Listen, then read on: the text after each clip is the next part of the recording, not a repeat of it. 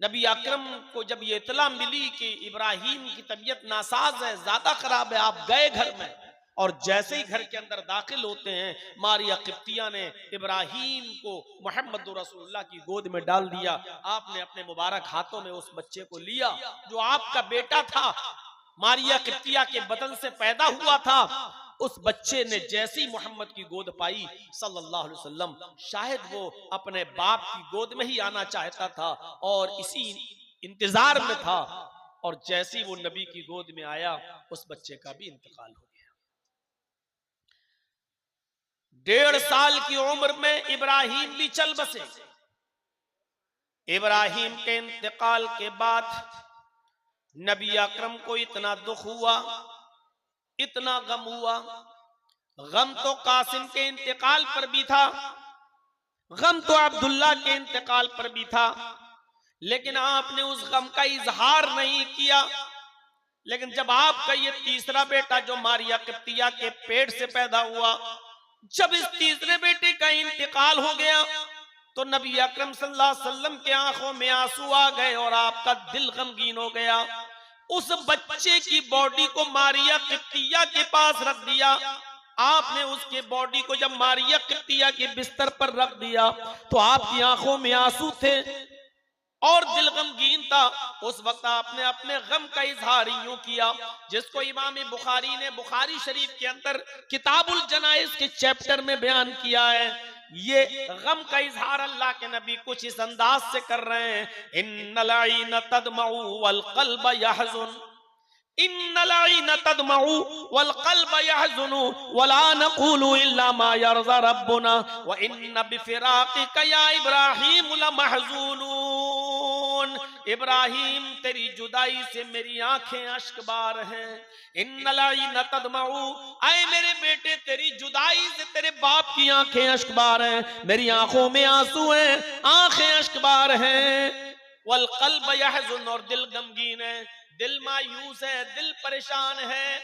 इस गमगीनी में और इस मायूसी के आलम में भी मैं अपने रब की दी हुई और उसकी तरफ से नाजिल हुई इस किस्मत पर राजी हूं। वला नक़ूलु इल्ला मा यरज़ा रब्बुना, लेकिन हम अपनी जबान से वो जुमले अदा नहीं करेंगे जिससे मेरा रब नाराज हो जाए। मैं अपनी जबान से वो बातें नहीं कहूंगा जिससे मेरा मौला नाराज हो जाए। वला नक़ूलु इल्ला मा यरज़ा रब्बुना, हम अपनी जबान से वो बातें नहीं निकालेंगे जिससे हमारा रब नाराज हो जाए। यानी वावेला नहीं मचाऊंगा, मातम नहीं करूंगा, हाय वाय नहीं मचाऊंगा, गरीबान चाक नहीं करूंगा, जाहिलियत के नारे नहीं लगाऊंगा। लेकिन आए मेरे बेटे, तेरी जुदाई से आंखों में आंसू जरूर है, दिल गमगीन जरूर है। हम वो जुमले अपनी जबान से अदा नहीं करेंगे जिससे मेरा मौला नाराज हो जाए, जिससे मेरा रब नाराज हो जाए। वो इन्ना बिफिराक़िका या इब्राहीम लमहज़ूनून, लेकिन हाय मेरे बेटे, तेरी जुदाई से मैं गमगीन जरूर हूं। आपके ये जुमले खुद बतला रहे हैं कि अल्लाह के नबी सल्लल्लाहु अलैहि वसल्लम को कितना गम हुआ था।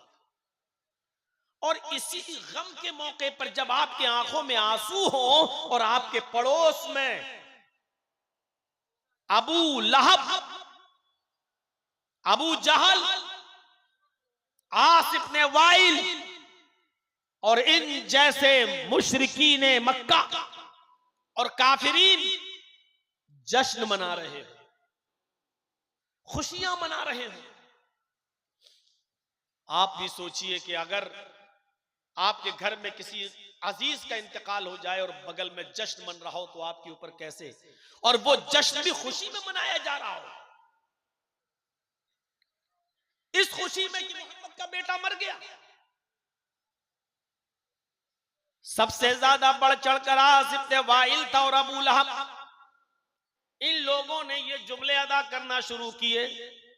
जुमले देखिए, इधर अल्लाह के नबी की जबान से जुमले निकल रहे हैं, बेटे तेरी जुदाई से मेरी आंखें अश्कबार हैं, बेटे तेरी जुदाई से तेरे बाप का दिल गमगीन है। यहां ये जुमले, और उधर काफिरों के जुमले, अबू लहब, अबू जहल, आस इब्न वाइल के जुमले। लोगों खुश हो जाओ, मोहम्मद का बेटा मर गया, मोहम्मद की नरीना औलाद मर गई, मोहम्मद के सारे लड़के मर गए, अब मोहम्मद का कोई लड़का ना रहा। बाप की विरासत को बेटा जिंदा रखता है, लेकिन मोहम्मद का तो कोई बेटा ही नहीं रहा। मोहम्मद की विरासत को, मोहम्मद के दीन को, मोहम्मद के मजहब को अब कौन जिंदा रखेगा? मोहम्मद के मरने के बाद मोहम्मद का दीन भी मर जाएगा, मोहम्मद के मिटने के बाद मोहम्मद का दीन भी मिट जाएगा। और जिस दिन मोहम्मद मरेगा, मोहम्मद का नामो निशान भी खत्म हो जाएगा, कोई मोहम्मद का नाम लेने वाला नहीं होगा। बगल में ये जुमले अदा किए जा रहे हैं, सल्लल्लाहु अलैहि वसल्लम। गौर कीजिए, एक तरफ आपकी आंखों में आंसू हो, गम के पहाड़ टूटे हुए हो, औलाद की जुदाई का गम सता रहा हो, और दूसरी तरफ यह कहा जा रहा हो कि लोगों इंतजार करो मोहम्मद के मरने का, मोहम्मद के मरने के बाद मोहम्मद का दीन भी मर जाएगा, मोहम्मद के मरने के बाद मोहम्मद का दीन भी खत्म हो जाएगा, मोहम्मद के मरने के बाद मोहम्मद का नामो निशान भी मिट जाएगा। ना कोई इस्लाम का नाम लेने वाला होगा और ना कोई मोहम्मद का नाम लेने वाला।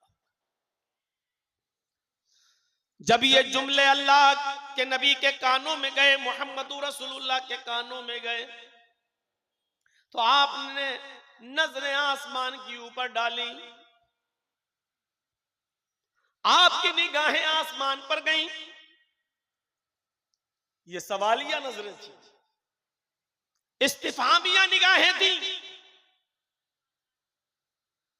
जिन निगाहों के उठने को अल्लाह रब्बुल आलमीन ने पढ़ लिया कि मेरा नबी क्या चाहता है, मेरे नबी की आंखें क्या बता रही हैं।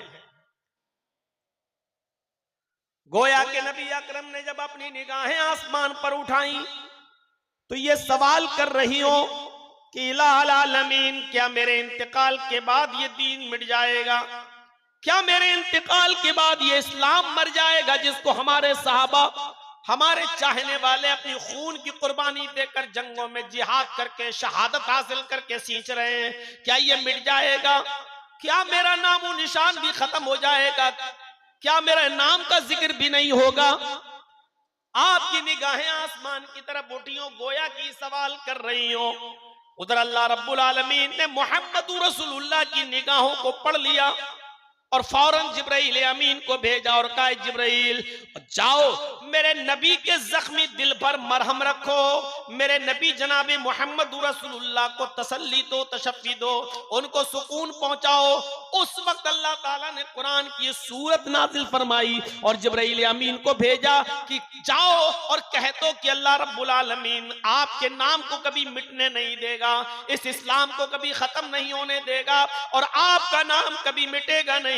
तब जिब्राइल कुरान की सूरत लेकर नाजिल होते हैं, इन्ना आतैना कल कौसर। आए मोहम्मद सल्लल्लाहु अलैहि वसल्लम, आपके रब ने फरमाया है हमने आपको खैरे कसीर से नवाजा है, हमने आपको बहुत सी भलाइयों से नवाजा है।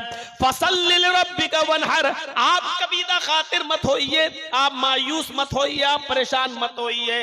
आप जिस तरह नमाज पढ़ते हैं उसी तरह पढ़ते रहिए, आप जिस तरह कुर्बानी करते हैं उसी तरह कुर्बानी देते रहिए। इन्ना शानी अकहुल अब्तर, ऐसा कहने वाले आपके दुश्मनी जलील होंगे, ख्वार होंगे, रुस्वा होंगे, उन्हीं का नामो निशान मिट जाएगा। अबतर कहते हैं जिसकी नस्ल का सिलसिला कट जाए और खत्म हो जाए, जिसकी नस्ल आगे न बढ़े, उस शख्स को अरबी में अबतर कहते हैं, यानी अब आगे नहीं बढ़ सकती। यानी मोहम्मदुर रसूलुल्लाह का कोई बेटा ही नहीं तो नस्ल कैसे बढ़ेगी? यानी जब मोहम्मद ही मर जाएंगे, मोहम्मद की कोई नस्ल ही नहीं रहेगी, बेटा ही नहीं रहेगा, तो मोहम्मद के दीन को जिंदा कौन रखेगा? तो फरमाया अल्लाह ताला ने, ऐसा कहने वाले आपके दुश्मन ही अबतर होंगे, यानी उन्हीं की नस्लें कट जाएंगी, कोई उनका नाम लेने वाला नहीं होगा, उनका नामो निशान ही मिट जाएगा। आपके दुश्मनों के साथ ऐसा होगा और आपके साथ ऐसा नहीं होगा। आप बस रंजीदा मत होइए और आप कभी खातिर मत होइए, आप परेशान मत होइए। कितनी भलाइयों से नवाजा है, कितनी खूबियों से नवाजा। इन्ना अतैना कल कौसर, आए नबी हमने आपको खैर कसीर से नवाजा। एक एक करके खूबी को गिनते जाइए और देखते जाइए। पढ़िए कुरान की ये आयत, अलम नशरह लका सदरक, आए मोहम्मद सल्लल्लाहु अलैहि वसल्लम, क्या हमने आपके लिए आपके सीने को खोल नहीं दिया है? ववज़अना अन्का विज़रक अल्लज़ी अनक़ज़ ज़हरक, और क्या हमने आपके ऊपर से वो बोझ हटा नहीं दिया जो बोझ आपकी कमर को तोड़े डाल रहा था। जिस बोझ से आपको तकलीफ हो रही थी, जो आपकी कमर को तोड़े डाल रहा था, क्या वो बोझ हमने आपके ऊपर से खत्म नहीं कर दिया? और उसके बाद देखिए, वरफ़अना लका ज़िक्रक, और क्या हमने आपके नाम को, आपके जिक्र को बुलंद नहीं कर दिया? कौन कहता है कि आपके इंतकाल के बाद आपका नाम मिट जाएगा? ना इस्लाम मिटेगा, ना आपका नाम मिटेगा। कौन कहता है? जब तक लोग इस दुनिया में वुजू बनाते रहेंगे और वुजू बनाते वक्त बिस्मिल्लाह कहेंगे, तो वुजू के बाद की दुआ में वो आपका नाम लेंगे, अशहदु अल्ला इलाहा इल्लल्लाह व अशहदु अन्ना मुहम्मदन अब्दुहु व रसूलुहु। आपका नाम लिया जाता रहेगा। और ये हम और आप सब जानते हैं कि 1400 साल का जमाना गुजर चुका है, आज तक वुजू हो रहा है और कयामत की सुबह तक इंशाअल्लाह वुजू होता रहेगा। और वुजू के बाद की दुआ में मुहम्मदुर रसूलुल्लाह का नाम लिया जाता रहेगा। अलम नशरह लका सदरक व वज़अना अन्का विज़रक अल्लज़ी अनक़ज़ ज़हरक व रफ़अना लका ज़िक्रक, क्या हमने आपके जिक्र को, हमने आपके नाम को बुलंद नहीं कर दिया? जब तक वुजू बनता रहेगा और वुजू बनाया जाता रहेगा, आपका नाम भी लिया जाता रहेगा। यानी वुजू कयामत की सुबह तक बनता रहेगा, तो कयामत की सुबह तक आपका नाम लिया जाता रहेगा। कौन कहता है कि आपके इंतकाल के बाद आपका नामो निशान मिट जाएगा?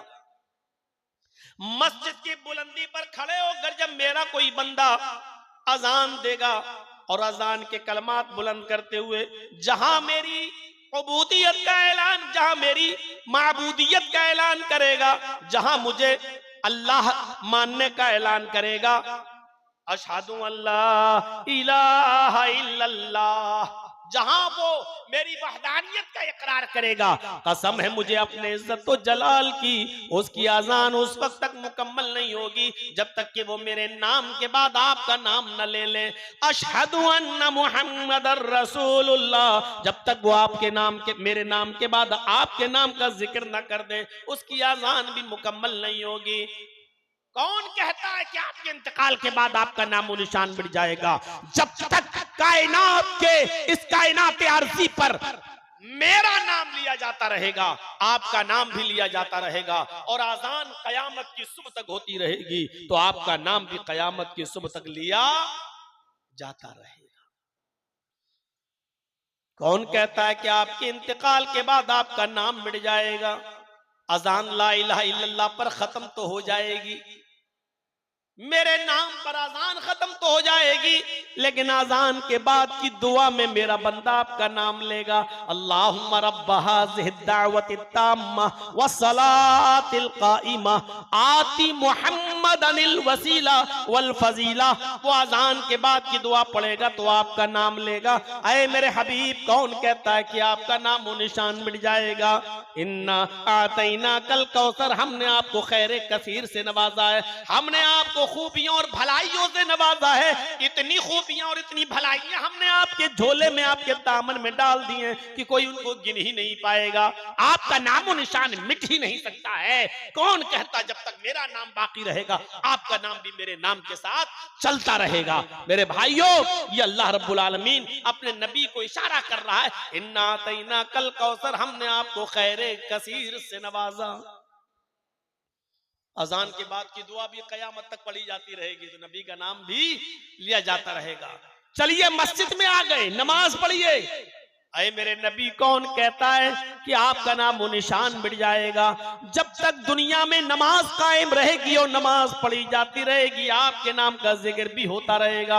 अगर मेरा बंदा अल्लाहू अकबर कहकर अगर खड़ा हो जाएगा और मेरा नाम लेकर मेरी किबरियाई बड़ाई का ऐलान करके खड़ा होगा और मेरी हम्दो सना बयान करेगा, अल्लाहुम्मा बाइद बैनी व बैना खताया या सुब्हानक अल्लाहुम्मा व बिहम्दिका व तबारक अस्मुका व तआला जद्दुका अल्हम्दुलिल्लाहि रब्बिल आलमीन अर्रहमानिर रहीम मालिक यौमिद्दीन, जहां वो हालत क़याम में मेरी किबरियाई, मेरी बड़ाई, मेरी हम्द सना बयान करेगा, कसम है मुझे अपने इज्जत व जलाल की, उसकी नमाज उस वक्त तक मुकम्मल नहीं होगी जब तक कि वो अत्तहियात में बैठकर आपका नाम न ले ले, अस्सलामु अलैका अय्युहन नबी और अशहदु अल्ला इलाहा इल्लल्लाह व अशहदु अन्ना मुहम्मदन अब्दुहु व रसूलुहु अल्लाहुम्मा सल्ली अला मुहम्मद अल्लाहुम्मा बारिक अला मुहम्मद। जब तक वो आपके नाम का जिक्र न कर दे, आप पर दरूद न भेजे, आपकी रिसालत का इकरार न कर ले, तब तक उसकी नमाज भी मुकम्मल नहीं हो सकती है। इन्ना आतैना कल कौसर, अय मेरे नबी कौन कहता है कि आपका नाम और निशान मिट जाएगा? हमने आपको खैर कसीर से नवाजा है, हमने आपको बहुत सी खूबियों से और बहुत सी भलाइयों से नवाजा है। कौन कहता है कि आपके इंतकाल के बाद आपका नाम मिट जाएगा? ये खूबियां, ये भलाइयां अल्लाह रब्बुल आलमीन ने मोहम्मद रसूलुल्लाह सल्लल्लाहु अलैहि वसल्लम को दी हैं। देख लीजिए आप, कितना नाम लिया जाता है मोहम्मद रसूलुल्लाह सल्लल्लाहु अलैहि वसल्लम का। 1400 साल के बाद आज भी किसी मुल्क के बादशाह का नाम सिर्फ उसकी जिंदगी में लिया जाता है, या अच्छे काम किए हैं तो अच्छे अंदाज में उसके मरने के बाद भी कभी कभी, और बुरे काम किए हैं तो बुराइयों के साथ कभी कभी, लेकिन सिर्फ उसी मुल्क के लोग जिस मुल्क का वो बादशाह रहा है बस। लेकिन 1400 साल गुजर जाने के बाद मोहम्मदुर रसूलुल्लाह को इस दुनिया से रुखसत हुए 1400 साल गुजर गए। 1400 साल के बाद सिर्फ हिंदुस्तान ही में नहीं, सिर्फ पाकिस्तान और बांग्लादेश में ही नहीं, बल्कि पूरी दुनिया के अंदर चले जाइए, वर्ल्ड का रिकॉर्ड देखिए, आज भी सारी दुनिया के मुसलमानों पर, आज भी सारी दुनिया के मुसलमानों के दिलों पर मोहम्मदुर रसूलुल्लाह सल्लल्लाहु अलैहि वसल्लम हुकूमत करते हुए नजर आएंगे। इतना बड़ा हुक्मरान जिसकी हुक्मरानी इंतकाल के 1400 साल के बाद भी चल रही हो, और इंशाअल्लाहुल अजीज कयामत की सुबह तक उसकी हुकूमत हमारे दिलों पर चलती रहेगी। एनसाइक्लोपीडिया ब्रिटानिका का क्रिश्चियन राइटर अपनी किताब के अंदर लिखता है, एनसाइक्लोपीडिया में लिखता है, एक लम्हा यानी एक सेकंड के लिए भी कोई वक्त ऐसा नहीं गुजरता जिस वक्त उस सेकंड में मोहम्मदुर रसूलुल्लाह का नाम न लिया जा रहा। इस वक्त हमारी घड़ी में 1:55 हो रहा है। इस वक्त भी दुनिया के किसी न किसी कोने में फजर की अजान का वक्त हो चुका होगा, किसी जगह पर जुहर का वक्त भी होगा, दुनिया के किसी खित्ते में इस वक्त असर भी हो रही होगी, और दुनिया के किसी खित्ते में इस वक्त मगरिब भी हो रही होगी, और कहीं ईशा भी हो रही होगी।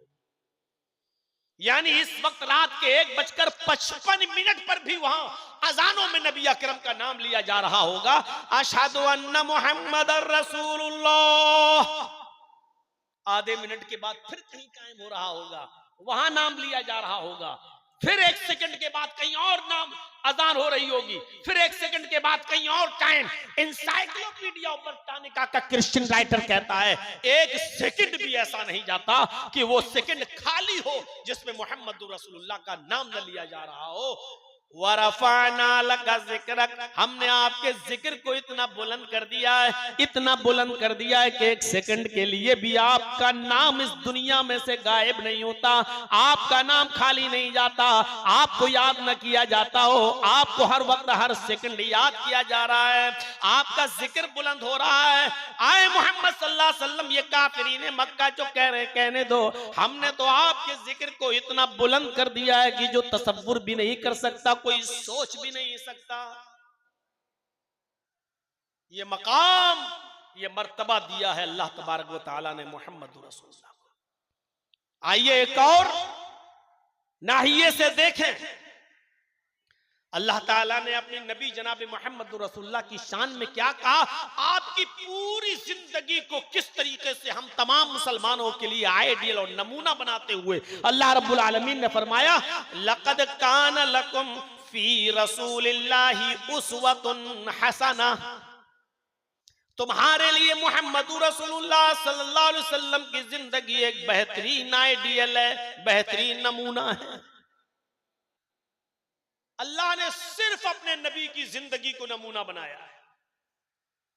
हम झगड़ते हैं नमाज कैसे पढ़ें, हम झगड़ते हैं रोजा कैसे रखें, हम झगड़ते हैं हज कैसे करें, हम झगड़ा करते हैं ज़कात कैसे दें। अल्लाह ने कहा कि नमाज और रोजे का झगड़ा तो छोड़ो, तुम्हें उठना भी वैसे पड़ेगा जैसे हमारे नबी उठते थे, तुम्हें बैठना भी वैसे पड़ेगा जैसे हमारे नबी बैठते थे, तुम्हें सोना भी वैसे पड़ेगा जैसे हमारे नबी सोते थे, तुम्हें खाना भी वैसे पड़ेगा जैसे हमारे नबी खाते थे, तुम्हें चलना भी वैसे पड़ेगा जैसे हमारे नबी चलते थे। तुम्हारा उठना, बैठना, लेटना, सोना, जागना, खाना, पीना, शादी, ब्याह, जिंदगी के तमाम मामलात, जब तक तुम उसमें हमारे नबी, हमारे रसूल की जिंदगी को आइडियल और मॉडल नहीं मानोगे, हम तुम्हारी इबादत को कबूल नहीं करेंगे। हम झगड़ रहे हैं नमाज कैसे पढ़े, वो कहता है ऐसे पढ़ो जैसे मेरे मौलवी ने पढ़ी, वो कहता है ऐसे पढ़ो जैसे हमारे इमाम ने पढ़ी, वो कहता है ऐसे पढ़ो जैसे हमारे पीर ने पढ़ी। और अल्लाह के रसूल कहते हैं सल्लू कमा राअयतुमूनी उसल्ली, वैसे पढ़ो जैसे तुम मुझे देखते हो नमाज पढ़ते हुए। और अल्लाह ने कहा लक़द काना लकुम फी रसूलिल्लाहि उस्वतुन हसना, हमने तुम्हारे लिए मोहम्मद रसूलुल्लाह की जिंदगी को आइडियल बनाया है। तुम नमाज और रोजे की बात करते हो, तुम्हें लैट्रीन और पेशाब और पायखाना भी वैसे करना है जैसे हमारे नबी जनाब मोहम्मद रसूलुल्लाह ने सिखाया है। तुम इतनी बड़ी बड़ी इबादतों की बात करते हो, हम तो लैट्रीन जैसी एक मामूली चीज भी वैसे चाहते हैं जैसे तुम्हें हमारे नबी जनाब मोहम्मद रसूलुल्लाह ने बताई है। जिंदगी के हर गोशे में, जिंदगी के हर शोबे के लिए तुम्हारे लिए आइडियल और मॉडल और नमूना है जनाब मोहम्मद रसूलुल्लाह सल्लल्लाहु अलैहि वसल्लम।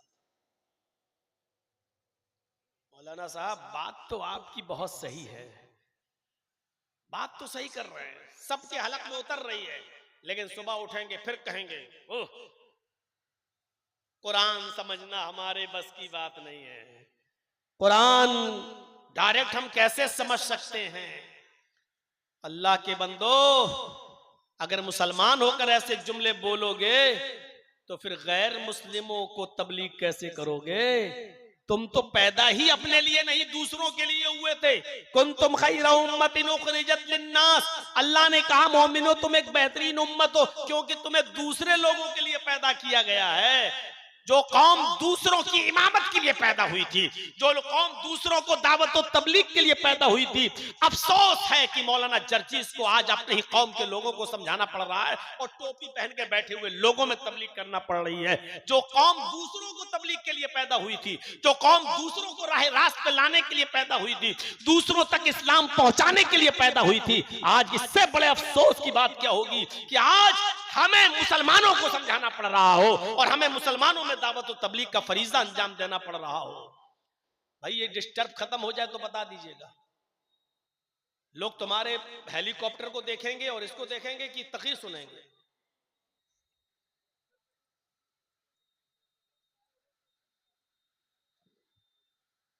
बस हो गए, जन्नतुल फिरदौस में जाओगे अब सीधे। तो मेरे भाइयों, मैं अर्ज ये कर रहा हूं, हमें और आपको समझना चाहिए कि पहले रसूल के मकाम को समझें।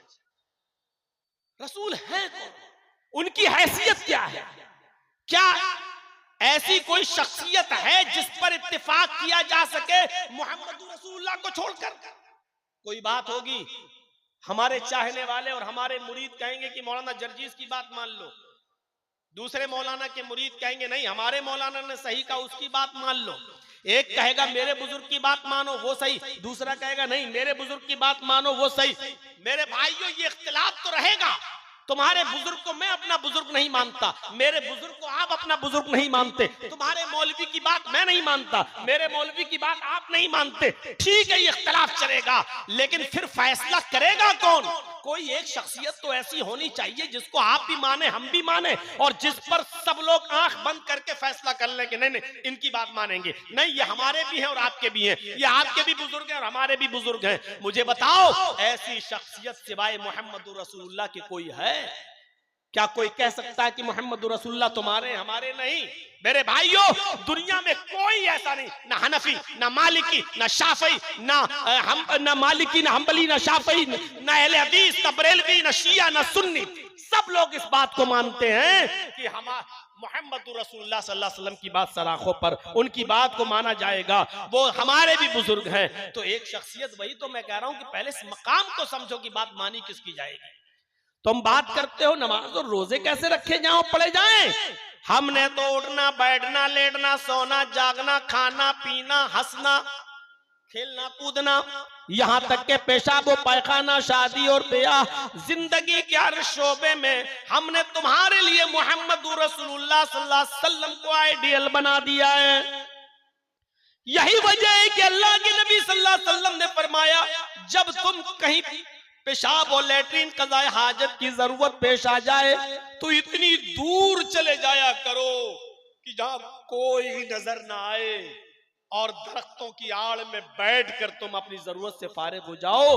और फिर आपने फरमाया कि तुम में से कोई भी शख्स कम से कम 3 पत्थर यानी 3 मिट्टी के ढेले या पत्थर से कम में इस्तंजा ना करे, पेशाब और लेटरिन ना करे, कम से कम 3 पत्थर होना चाहिए, 3 ढेले। तो इस जब हजरत सलमान फारसी ने नबी अकरम सल्लल्लाहु अलैहि वसल्लम की इस हदीस का जिक्र जब किया और लोगों को बताया कि हमारे नबी ने फरमाया, तो यहूदियों ने कहा था कि आए सलमान, क्या इतनी जाहिल कौम मिली है तुम्हारे नबी को जो पेशाब और पायखाना करने का तरीका भी नहीं जानती? इतनी अज्जड़ कौम मिली है तुम्हारे नबी को जिसको पेशाब और पायखाना करने का तरीका भी बताया जा रहा है कि वो कम से कम 3 पत्थर इस्तेमाल कर लें। तो हजरत सलमान फारसी ने इसका जवाब देते हुए कहा था, अल्हम्दुलिल्लाह, अल्लाह का शुक्र है, आए यहूदियों, तुम अपनी माँ के पेट से ये सब सीख कर नहीं आए थे। तुम जब बड़े होते गए तो तुम्हारी माँ तुम्हें बताती गई, बेटा ऐसे बैठो, बेटा ऐसे इस हाथ का इस्तेमाल करो, इस हाथ से बर्तन पकड़ो। तुम अपनी माँ के पेट से सीख के नहीं आए। अल्लाह का शुक्र है कि मुझे ऐसा रसूल मिला जो माँ बाप की तरह हम पर शफकत करता है, और माँ बाप जिस तरीके से उंगली पकड़ के चलना अपने बेटे को सिखाते हैं, अपनी औलाद को सब कुछ, उसी तरीके से हमारे नबी हमें बताते हैं कि ऐसे पानी पियो, ऐसे खड़े होकर चलो, और लेटरिन की जरूरत हो तो इतनी दूर चले जाओ कि कोई देख ना सके, और बाएं पैर पर जोर देकर बैठो, और फिर अल्लाहुम्मा इन्नी अऊज़ु बिका मिनल खुब्सी वल खबाइस पढ़ो। और यह भी फरमाया कि अगर पानी न मिल सके तो 3 ताक ढेलों का कम से कम इस्तेमाल करो इस्तिंजे के लिए। अल्लाह का शुक्र है कि माँ बाप की तरह हमें सिखाने वाले नबी मिले हैं। मेरे भाइयों, जिस नबी ने हमें पेशाब और पायखाना करने तक का तरीका बताया हो, उसने हमें नमाज नहीं बताई होगी, उसने हमें रोजा नहीं बताया होगा, उसने हमें हज नहीं बताया होगा, उसने हमें ज़कात देने का तरीका नहीं बताया होगा, उसने हमें शादी करने का तरीका नहीं बताया होगा, उसने हमें मर्दों की फील्ड क्या है और औरतों की फील्ड क्या है, क्या ये नहीं सिखलाया होगा? हमें और आपको सोचना चाहिए। लक़द काना लकुम फी रसूलिल्लाहि उस्वतुन हसना, ऐ मेरे हबीब, ऐ लोगों, हमने तुम्हारे लिए मोहम्मद रसूलुल्लाह सल्लल्लाहु अलैहि वसल्लम की जिंदगी में बेहतरीन आइडियल रखा है, नमूना रखा है। कयामत के दिन अल्लाह ये नहीं पूछेगा जोहर की 10 पढ़ी थी कि 12 पढ़ी थी। कयामत के दिन अल्लाह ये नहीं पूछेगा इशा की 7 पढ़ी थी कि 17 पढ़ी थी। कयामत के दिन अल्लाह ये नहीं पूछेगा तरावी 20 पढ़ी थी कि 8 पढ़ी थी। मैं किसी चीज को ना सही कह रहा हूं, ना गलत कह रहा हूं, ना मैं मुफ्ती हूं। इतना जो पढ़ मैं बस जो बताना चाह रहा हूं, कोई आदमी अपने ऊपर न ले। कयामत के दिन अल्लाह ये नहीं पूछेगा। कयामत के दिन अल्लाह ये कहेगा कि तूने ये नमाज उस तरह पढ़िए या नहीं जिस तरह मेरे नबी जनाब मोहम्मद रसूलुल्लाह सल्लल्लाहु अलैहि वसल्लम ने बताई है। इसलिए कि मैंने आइडियल और नमूना किसी मुल्ला, मौलवी, पीर, वली, इमाम, मुहद्दिस को नहीं बनाया था। हमने आइडियल और नमूना मोहम्मद रसूलुल्लाह सल्लल्लाहु अलैहि वसल्लम को बनाया था। ये पूछेगा अल्लाह, मोहर किसकी है? अमेरिका की मोहर लगा दो अपने नोट पर, जबकि करेंसी वहां की महंगी है। आपके मुल्क में चल जाएगा वो नोट? नहीं चलेगा। अब आपको इतनी लंबी, इतनी स्टैंडर्ड मोहर लगी है अमेरिका की, फिर भी नहीं चल रहा, नहीं चलेगा। क्यों? आपके मुल्क में आपकी करेंसी चलेगी, चाहे उसकी कीमत घटिया ही क्यों ना हो, कभी ही क्यों ना हो। मेरे भाइयों, रकातों की तादाद कम ही क्यों ना हो, मोहर चलेगी जनाब मोहम्मद रसूलुल्लाह सल्लल्लाहु अलैहि वसल्लम की। हमें तो ताज्जुब होता है कि लोग अपनी अपनी किताबों में ऐसे मनगढ़ंत किस्से कैसे लिख देते हैं। एक किताब पढ़ रहा था, लिखा हमारे बुजुर्ग एक दिन में 2000 रकातें पढ़ते थे, 2000 रकातें पढ़ते थे, सुभान अल्लाह। और उस किताब में नीचे लिखा है, वहावड़ो तुम्हारे यहां पर भी कोई ऐसा वली पैदा हुआ है जो एक दिन में 24 घंटे में 2000 रकातें पढ़ता। खुश होते हैं लोग ऐसे किस्से और कहानियां सुनकर। मैंने किसी जलसे में कहा था, उसका जवाब देते हुए, अल्हम्दुलिल्लाह ऐसा कोई आदमी हमारे यहां पैदा नहीं हुआ जो एक दिन में 24 घंटे में 2000 रकातें पढ़ता था। ये नमाज थी। आप थोड़ा सा अपने दिमाग पर जोर लगाओ, अल्लाह अकबर। बहुत जल्दी भी पढ़ोगे तो आप कम से कम स्पीड ये तो रखोगे ना, सुभानक अल्लाहुम्मा व बिहम्दिका व तबारक अस्मुका व तआला जद्दुका व ला इलाहा गैरुक, औज़ु बिल्लाहि मिनश शैतानिर रजीम, बिस्मिल्लाहिर रहमानिर रहीम, अल्हम्दुलिल्लाहि रब्बिल आलमीन, अर्रहमानिर रहीम, मालिकि यौमिद्दीन, इय्याका नअबुदु व इय्याका नस्तईन। ये स्पीड तो रखोगे कम से कम, कि ये भी नहीं रखोगे। और फिर आप पढ़ के देखिए, आप 4 रकात आपको 5-6 मिनट से कम नहीं लगेंगे। चलो 1 मिनट की 1 रकात मान लो, तो 4 रकातें कितनी हो गई? 4 मिनट। अब आप जोड़ लीजिए 1 घंटे में कितनी हुई? 60 रकात। जब 1 घंटे में 60 हुई तो 24 घंटे में कितनी होगी? 1 मिनट की 1 रकात भी मान लो तो 24 घंटे में 1440 के आसपास हो रही है, 1500 मान लो। जब 1 मिनट की 1 रकात आप पढ़ेंगे तब 24 घंटे में 1400, 1450, 1500 हो रही हैं। और हजरत पढ़ते कितनी हैं? 2000। अब इनसे पूछो कि तुम नमाजें पढ़ रहे थे या बाबा रामदेव वाली एक्सरसाइज कर रहे थे? जैसे बाबा रामदेव पेट हिलाता, 1 2 3, ये रकातें तुम्हारी थी। कौन सी नमाज तुम पढ़ रहे थे? और नीचे लिखा, वहाबड़ो क्या ऐसा वली तुम्हारे यहां पर भी पैदा हुआ? अल्हम्दुलिल्लाह, ऐसा खुराफाती वली तुम्हें मुबारक हो, हमें अहले हदीसों को नहीं। तुम लो इसको अपनी पॉकेट में रखो, संभाले रहो इसको। और वो भी 1440 रकातें कब होंगी? जब 1 मिनट की 1 रकात मानोगे। कब होंगी? जब हमारे बाबा लैट्रीन न करने जाते हो तब। अगर लैट्रीन करने गए तो 10 रकातें कम कर लो, 10 मिनट तो लगेंगे। खाना खाने अगर बैठ गए, 10 मिनट खाना खाने में लग गया तो 10 रकातें और कम कर लो। और 24 घंटे में अगर 2 घंटा भी सोया होगा, 2 घंटा कम से कम, तो 120 रकातें तब कम कर लो।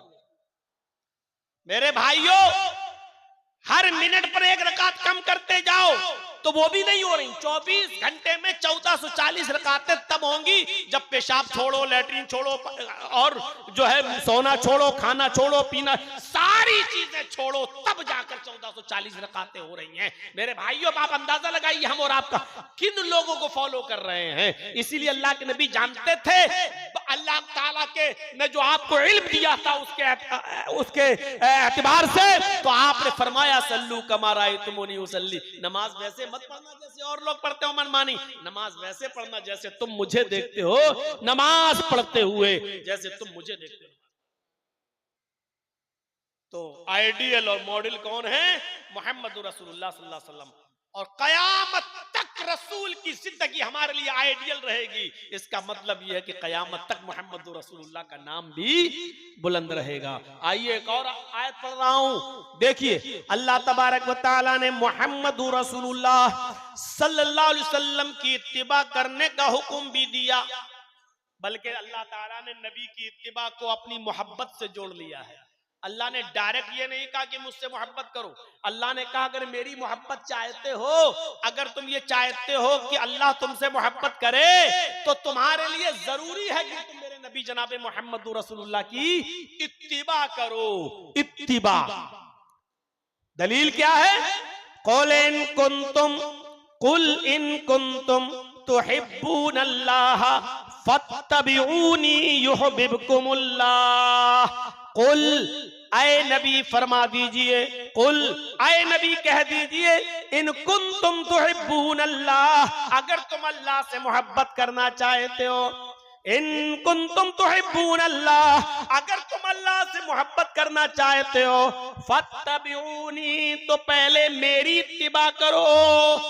और सुनो अल्लाह ताला ने कितना बड़ा मकाम बताया है अपने नबी मोहम्मद रसूलुल्लाह का। कहा अगर तुम अल्लाह से मोहब्बत करना चाहते हो, यानी अल्लाह ने अपनी मोहब्बत का मायार ही ये बताया है कि रसूलुल्लाह से की इत्तिबा करो। कुल इन कुंतुम तुहिब्बूनल्लाह, अगर तुम अल्लाह से मोहब्बत करना चाहते हो, फत्तबिऊनी, तो पहले मेरी इत्तिबा करो। इत्तिबा का मतलब नक्शे कदम पर चलो, मेरी इत्तिबा करो। और जब तुम मेरी इत्तिबा करोगे तो इसका रिजल्ट क्या होगा, इसका नतीजा क्या निकलेगा? युहिब्बुकुमुल्लाह, जब तुम मेरी इत्तिबा करोगे तो अल्लाह भी तुमसे मोहब्बत करने लगेगा। अल्लाह ताला ने अपनी मोहब्बत का मायार यही बताया है कि तुम मेरे रसूल की इत्तिबा करो। जब तक तुम मोहम्मद रसूलुल्लाह की इत्तिबा नहीं करोगे, अल्लाह भी मोहब्बत नहीं करेगा। दुनिया में कितने लोग, कौन ऐसा मुसलमान है जो चाहे कि अल्लाह हमसे मोहब्बत नहीं करे? कोई ऐसा है जो चाहता है? और जिस दिन अल्लाह मोहब्बत करना छोड़ देगा, मेरे भाइयों, दुनिया के अंदर कोई एक घूंट पानी भी पी पाएगा क्या? अल्लाह की बनाई हुई जमीन पर एक सेकंड भी वो कदम रख सकेगा? नहीं रख सकता है वो, अगर अल्लाह गजबनाक हो जाए और अल्लाह गुस्सा हो जाए।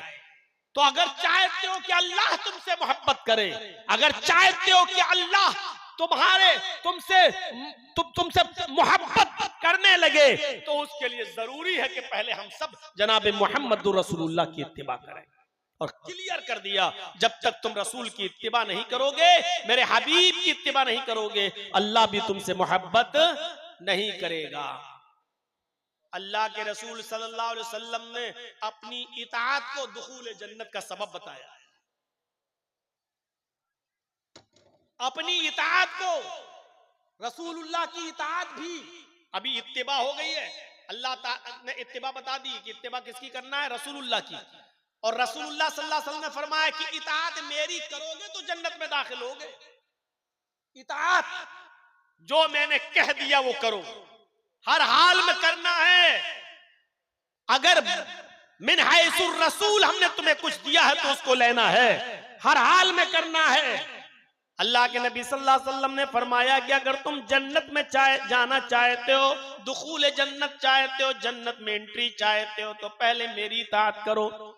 बुखारी उठाइए, किताबुल एतिसाम बिल किताब व सुन्नह का चैप्टर खोलिए और किताबुल एतिसाम बिल किताब व सुन्नह के अंदर ये हदीस पूरी पढ़ जाइए। हजरत अबू हुरैरा इस हदीस के रावी हैं। व अन अबी हुरैरा रज़ियल्लाहु तआला अन्हु अन्ना रसूलुल्लाह सल्लल्लाहु अलैहि वसल्लम क़ाल कुल्लु उम्मती यदखुलूनल जन्नत इल्ला मन अबा क़ालू मन या अबा या रसूलल्लाह क़ाल मन अतानी दखलल जन्नत व मन असानी फक़द अबा। अल्लाह के नबी सल्लल्लाहु अलैहि वसल्लम फरमाते हैं, मेरी पूरी की पूरी उम्मत जन्नत के अंदर दाखिल होगी। कुल्लु उम्मती यदखुलूनल जन्नह, मेरी पूरी उम्मत जन्नत के अंदर दाखिल होगी, इल्ला मन अबा, लेकिन वो दाखिल नहीं होगा जिसने मेरा इनकार किया। ऐसा कौन शख्स है जो अल्लाह के रसूल का इनकार कर दे? मुसलमान भी हो, कलमा भी पढ़ता और इनकार भी करे। अल्लाह के नबी सल्लल्लाहु अलैहि वसल्लम फरमाते, हाँ ऐसे लोग मेरी उम्मत में होंगे जो मेरा इनकार करेंगे, मुझे मानेंगे भी और इनकार करेंगे। उनकी दो क्वालिटी होगी, एक शख्स वो होगा जो मुझे मानने का दावा करेगा और इताअत भी करेगा, और एक शख्स वो होगा जो मुझे सिर्फ मानेगा लेकिन मेरी बात नहीं मानेगा, मेरी बात का इनकार करेगा, मेरी बात नहीं तस्लीम करेगा। फरमाया मन अतानी दखलल जन्नह, जिसने मेरी इताअत की वो जन्नत के अंदर दाखिल होगा। व मन आसानी फक़द अबा, और जिसने मेरी नाफरमानी की उसने मेरा इनकार किया। रसूलुल्लाह की नाफरमानी करने वाला रसूल को मानता ही नहीं है। रसूलुल्लाह का नाफरमान रसूल का इनकार कर रहा है। अल्लाह के नबी ने फरमाया मन अतानी दखलल जन्नत, जो मेरी इताअत करेगा वो जन्नत में दाखिल होगा। हजरत जुलैबीब का वाकया सुने हैं आपने? जुलैबीब जिनकी शक्ल सूरत बड़ी कबीह, बड़े काले कलूटे, जहां से रिश्ता आता, एक मर्तबा लड़की जब जुलैबीब को देखती तो कहती नहीं हम नहीं करेंगे इनसे शादी, रिश्ता टूट जाता। अल्लाह के नबी सल्लल्लाहु अलैहि वसल्लम ने जुलैबीब की हालत देखी तो सोचा कि जुलैबीब का निकाह होना चाहिए। इस्लाम लाने के बाद शक्ल सूरत की कोई हैसियत नहीं, छोटे बड़े की कोई हैसियत नहीं, काले गोरे की कोई हैसियत नहीं, अमीर और गरीब की कोई हैसियत नहीं। आपने एक लेटर लिखवाया और वो लेटर मदीने के इंतहाई कोने में एक अंसारी सहाबी को दिया। उनकी एक लड़की थी बहुत खूबसूरत, हसीनो जमील। जुलैबीब को वो लेटर देकर भेजा, क्या है जुलैबीब इस लेटर को ले जाओ और उस अंसारी सहाबी को दे देना, उसके घर को दस्तक देना। अगर सहाबी बाहर निकले, अंसारी बाहर निकले तो उसको मेरा सलाम अर्ज करना और ये लेटर दे देना। वो लेटर पढ़ेंगे और अपनी बेटी का निकाह तुम्हारे साथ कर देंगे। जुलैबीब उस लेटर को लेकर जाते हैं, उस खत को लेकर जाते हैं और मदीने के उस कबीले में, उस गांव में पहुंचते हैं। उस अंसारी का मकान पूछते हैं, दरवाजे को दस्तक देते हैं, अंसारी बाहर निकलता है। हजरत जुलैबीब ने सलाम किया, उन्होंने जवाब दिया, फिर कहा कि अल्लाह के नबी सल्लल्लाहु अलैहि वसल्लम ने आपको सलाम कहा है और ये खत दिया है। उस अंसारी ने जब उस खत को पढ़ा तो आग बगूला हो गया, कहने लगा जुलैबीब तुम्हारी हिम्मत कैसे हुई मेरे दरवाजे पर आने की? अपनी बेटी का निकाह मैं तुम्हारे साथ कर दूं, मेरी चांद जैसी खूबसूरत बेटी, मेरी चांद जैसी हसीनो जमील बेटी, और तुम अपनी शक्ल सूरत भी किसी आईने में देख कर आए हो और मैं अपनी बेटी का निकाह तुम्हारे साथ कर दूं, नहीं हो सकता है। जुलैबीब ने कहा कि मुझे तो अल्लाह के रसूल ने भेजा है और कहा है कि ये लेटर दे देना, मैंने तो ये खत दिया है, बाकी आप समझ लें। ये आवाज उस बेटी के कानों में भी जाती है जो घर के अंदर से सुन रही थी। उसने अपने बाप को आवाज दी और कहा अब्बू जरा लेटर देखें। उसने उस खत को पढ़ा और पढ़ने के बाद कहने लगी अरे अब्बू जान, इस लेटर में तो सबसे पहले जो लफ्ज लिखा हुआ है, जो अल्फाज लिखे हुए हैं वो ये लिखा हुआ है कि हाज़िही रिसालतुम मिन जानिब मुहम्मदिर रसूलिल्लाहि सल्लल्लाहु अलैहि वसल्लम, कि ये लेटर, ये खत तुम्हें मोहम्मद अल्लाह के रसूल सल्लल्लाहु अलैहि वसल्लम की तरफ से दिया जा रहा है। इस लेटर के लफ्ज ये नहीं है, अल्फाज ये नहीं है हाज़िही रिसालतुम मिन मुहम्मद इब्न अब्दुल्लाह, इसमें ये नहीं लिखा कि मोहम्मद इब्न अब्दुल्लाह की तरफ से दिया जा रहा है।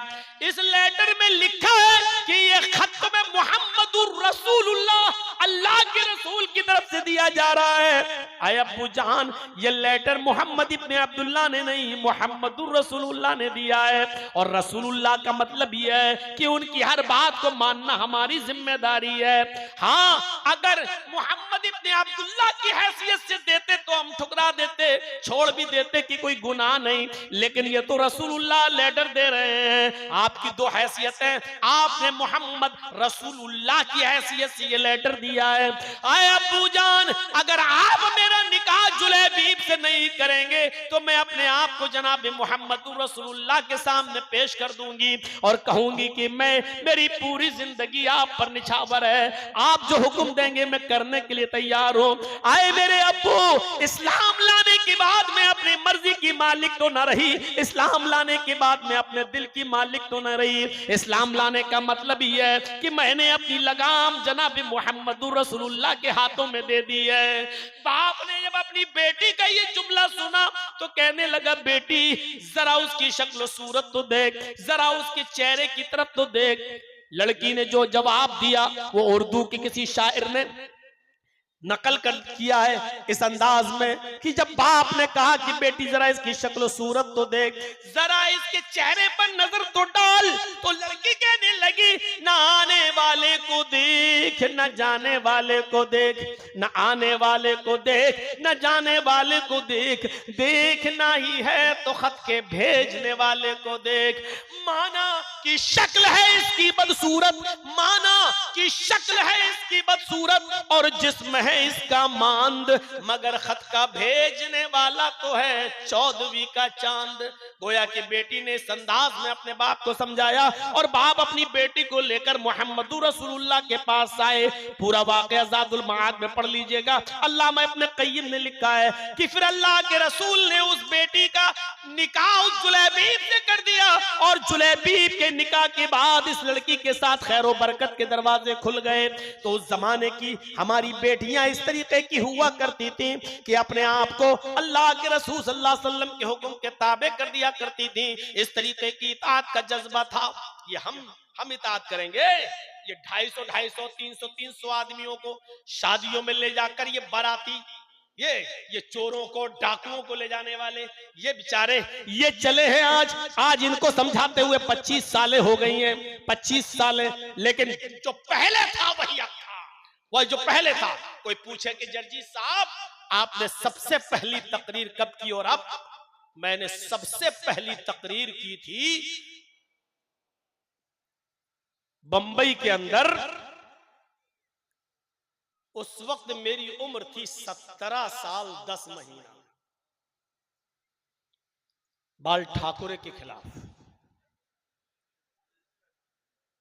और जब उसने कहा था ना कि हरे रंग पे पाबंदी लगा दो, मुख्तार अहमद नदवी की सदारत थी, बांद्रा में जलसा था, कॉन्फ्रेंस थी, सब हिंदू सब थे उसमें, देवबंदी, बरेलवी, शिया, सुन्नी सब।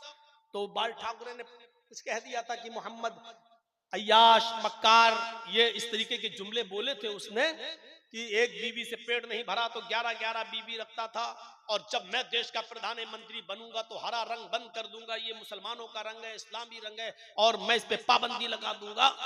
तो उस वक्त मुझे लोग लेके गए, मैं बंबई में प्रोग्राम में नहीं गया था, लेकिन मैं वहां था। तो नदवी साहब कहने लगे मुख्तार साहब चलिए तुम अच्छा बोल लेते हो तो 10 मिनट का टाइम तुम्हें भी दिलवा देंगे बोलने के लिए।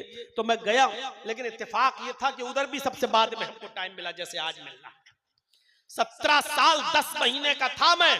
तो जब मैंने तकरीर शुरू की सब लोग तो ऐसे ही बोल रहे थे, ये उबैदुल्लाह खाज़मी वगैरह सब थे उसमें, तो ये सब ऐसे ही बोल रहे थे, ठाकुर जी माफी मांगे, ठाकुर जी माफी मांगे, उनको ऐसा नहीं बोलना चाहिए, हमारे नबी की शान में गुस्ताखी हुई है, जब तक माफी नहीं मांगेंगे एहतजाज होते रहेंगे, जुलूस निकलते रहेंगे।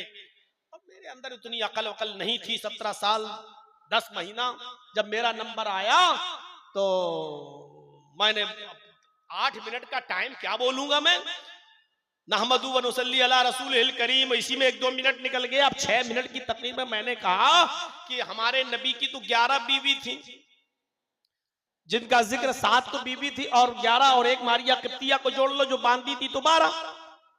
तो आपको 12 बीवी रखने वाला, 11 बीवी रखने वाला अय्याश नजर आ रहा है। बस मैंने उसमें कह दिया था कि हमारे ठाकुर जी जरा ये बताएं कि महाभारत में लिखा है कृष्ण जी की जो है कृष्ण कन्हैया की 16,108 है, उनके बारे में तुम्हारा क्या ख्याल है? अगर 11 बीवी रखने वाला अय्याश है तो 16,108 रखने वाला, और बांसुरी बजाते सबको इकट्ठा कर लेते, अपने पास बिठा लेते और कहा जाता चारों तरफ गोपियां बीच में कन्हैया, इसके बारे में क्या ख्याल है? अब पुलिस वाले सतर्क हो गए, ये क्या बोल रहा है, ये क्या? सब चारों तरफ। अब मुझे इतनी अकल कहां, मैंने कहा चले हैं इस्लामी रंग, हरे रंग पे पाबंदी लगाने की बात। अरे कितने हरे रंग पे पाबंदी लगाओगे? हमने कहा लौकी खाते हो वो हरे रंग की, पालक खाते हो वो हरे रंग का, परवल खाते हो वो हरे रंग का, हरा धनिया खाते हो वो हरे रंग का, हरी मिर्च खाते हो वो हरे रंग का, जितने भी पेड़ पौधे और घास है वो सब हरे रंग की। मैंने कहा ठाकुर जी लाल रंग को कैसे और हरे रंग को कैसे मिटाओगे और लाल रंग को कैसे तुम स्थापित करोगे?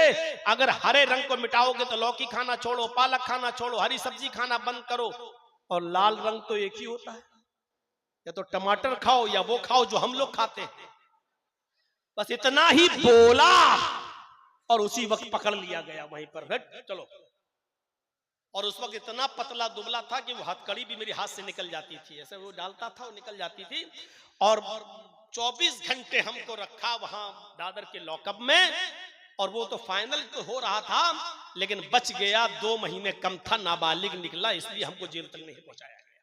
तो मेरे भाइयों 17 साल 10 महीने वो मेरी पहली तकरीर थी, उसके बाद से जब कर रहे हैं तो आज मेरी 45-46 ईयर। अब यहां से आप अंदाजा लगा लो कि कितने साल का जमाना गुजर चुका है।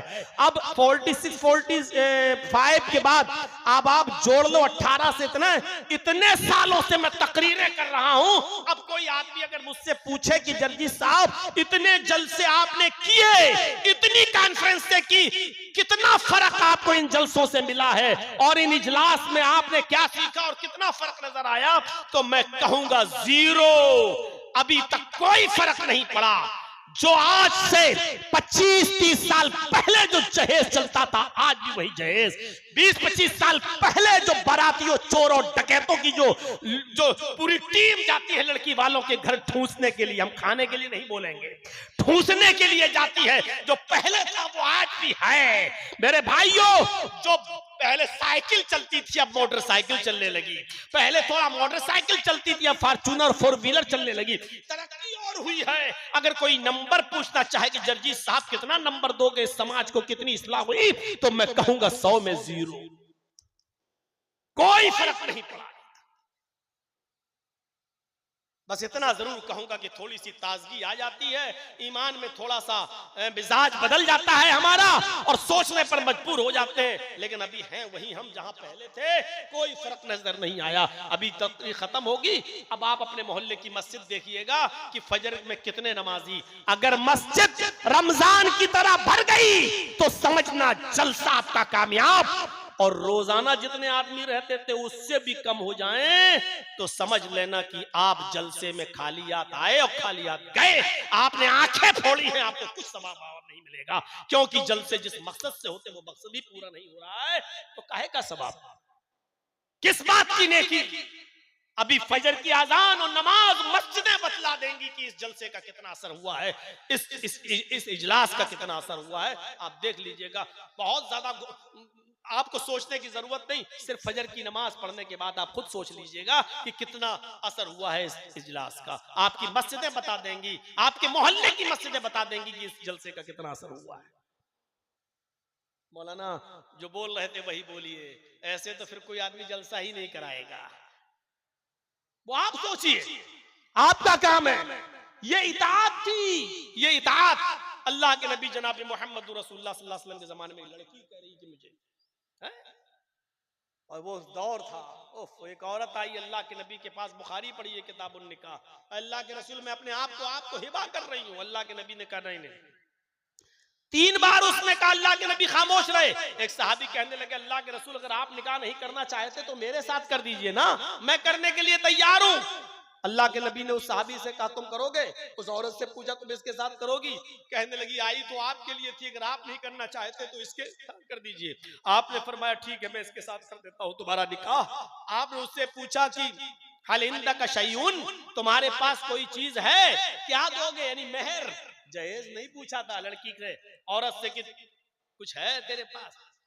आपने उससे पूछा, निकाह पढ़ाने से पहले पूछा क्या इसको क्या दोगे, मेहर है? कहने लगा मा इंदी शैउन, कुछ नहीं है मेरे पास। आपने कहा जाओ अपने घर कुछ लेकर आओ। वो गया और आने के बाद कहता माँ वजद तो शैयन या रसूलुल्लाह, कुछ नहीं मिला मुझे घर पर अल्लाह के रसूल। आपने कहा दोबारा जाओ, इल्तमिस खातम मिनल हदीद, लोहे की अंगूठी मिल जाए तो वही ले आओ। वो दोबारा गया, घर पे आया, कहा अल्लाह के रसूल मेरे घर पे लोहे की अंगूठी भी नहीं है, सोने की नहीं लोहे की। कहा लोहे की अंगूठी भी नहीं हो, चले हो निकाह करने, क्या दोगे तुम अपनी बीवी को मेहर? कहने लगा कुछ नहीं है मेरे पास। मायूस हो गया, जाने लगा। आपने कहा कहाँ जा रहे हो? कहा अल्लाह के रसूल जा रहा हूँ खेती बाड़ी करने, खेत में जा रहा हूँ काम करने। अरे मेरे माँ बाप तो हैं, उनको तो उनकी खिदमत तो मैं ही करता हूँ, जब कुछ है ही नहीं तो निकाह हो ही नहीं सकता, जाऊं कुछ कमाऊं कुछ हासिल करूं। आपने फरमाया इधर आओ, तुम्हें कुरान याद है? कितना याद है? अब देखो घर में कुछ नहीं है, कुछ नहीं है। तो कहा कि कुछ तो होगा। कहा कुछ नहीं, एक लुंगी है, इंदी इज़ारुन या रसूल अल्लाह, अल्लाह के रसूल एक लुंगी है मेरे पास। आपने कहा अच्छा एक लुंगी है, हाँ, अरे उसी को ले आओ यार, वही दे दो। कहने लगा पुरानी है। आपने कहा बनी रहने दो, लेकिन इसको दे दो। कहता अल्लाह के रसूल अगर इसको दे दूंगा तो मैं क्या पहनूंगा, वही पहन के तो सोता हूं मैं। कहा अच्छा तो तुम वो भी नहीं दे सकते हो? कहा आधी फाड़ के दे दूंगा, यानी दो, एक लुंगी का टुकड़ा, आधा टुकड़ा इसको आधा मैं, कम से कम कहीं बिछा के बैठने के काम तो आ जाएगा। अल्लाह के नबी ने कहा फिर आधी लुंगी का वो क्या करेगी, उसके भी तो किसी काम की नहीं रहेगी। अरे देना है तो पूरी दो, नहीं तो आधी किस काम की। कहने लगा पूरी तो नहीं दे सकता, फिर मेरे पास कुछ नहीं रह जाएगा घर में। अल्लाह के नबी सल्लल्लाहु, गौर कीजिए, एक लुंगी पुरानी और शादी करने का सपना, शादी करने का ख्वाब, कोई सोच सकता है ये इस्लाम की सादगी पर? अल्लाह के नबी ने कहा ये बताओ कुरान कितना याद है? कहने लगा सूरह हमें हाका याद है, सूरह मुल्क याद है, सूरह हश्र याद है, सूरह दहर याद है, सूरह कयामा याद है, सूरह नबा याद है। अल्लाह के नबी सल्लल्लाहु अलैहि वसल्लम ने जब उसकी जबान से ये सूरतों के नाम सुने तो आपकी आंखों में आंसू आ गए। रोते हुए कहते हैं कि इतनी सूरतें तुम्हें याद हैं? फरमाया हाँ। कहिए तो मैं सुनाऊं। अल्लाह के नबी ने फरमाया क्या यही सूरतें तू अपनी होने वाली बीवी को सिखा देगा? क्या यही सूरतें तू अपनी होने वाली बीवी को याद करा देगा? कहने लगा जी। आपने उस औरत से पूछा कि तेरे शौहर के पास होने वाले कुछ नहीं है, एक लोहे की अंगूठी भी नहीं है, कुरान की इन्हीं सूरतों को मैं मेहर बना देता हूं, क्या तू माल के बदले इन सूरतों को मेहर में कबूल करती है? उसने कहा अल्लाह के रसूल, जिस लड़की के, जिस औरत के निकाह में कुरान की सूरतें मेहर बन जाएं, उससे ज्यादा बाबरकत और पाकीज़ा निकाह किसका हो सकता है? मुझे मंजूर है। अल्लाह के नबी सल्लल्लाहु अलैहि वसल्लम ने वहीं बैठे बैठे निकाह कर पढ़ा दिया। चूंकि उस औरत का वली कोई नहीं था, क्योंकि उसके बाप इंतकाल कर चुके थे, इसलिए अल्लाह के रसूल खुद काजी की हैसियत से आप उसके वली बन गए और आपने उस औरत को वहीं से रुखसत कर दिया। न चोरों का पता, न बारातियों का पता, न डकैतों का पता, न हल्दी का पता, न मलीदे का पता, न उबड़ने का पता, मेरे भाइयों न जहेज का पता। और आज 1400 साल के बाद भी सादा शादी के तस्करे मौलवी जर्जीस आपकी महफिल में कर रहा है। मुझे बताओ, अडानी ने अपनी बेटी की शादी की है, उसका जिक्र कितने दिन चला?